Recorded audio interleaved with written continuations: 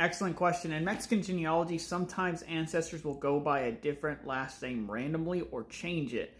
Now, given my experience, I've never seen a document outright stating why there was a change or that there was a change. It's just something that you will put together as you research.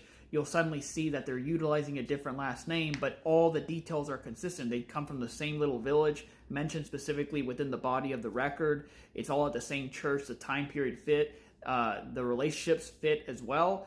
And it's very obvious that it's the same set of people. It's just that there was a slight name change that happened for whatever X reason. I like to think of it as the fact that a lot of Mexican ancestors in the past had a huge name, just how we do. Like, for example, my name is Juan Antonio Zapata Saucedo, right? So it's 4 fucking names.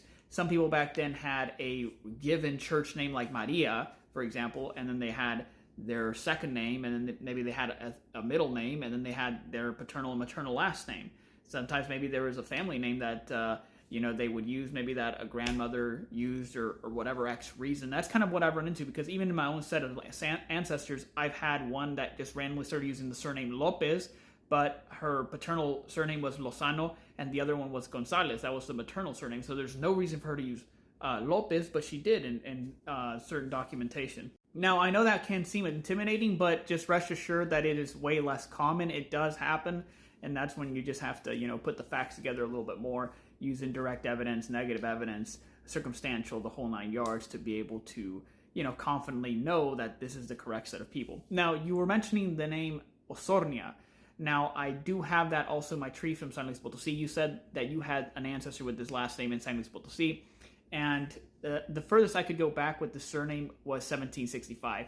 However, in 1798, the same ancestor, Nicolás Obispo Osornio, like they had variations in spelling, was listed as a Spaniard. But if we go back to his baptismal record of 1765, you'll see that he was listed as a mulatto infant. So he was half African, half white.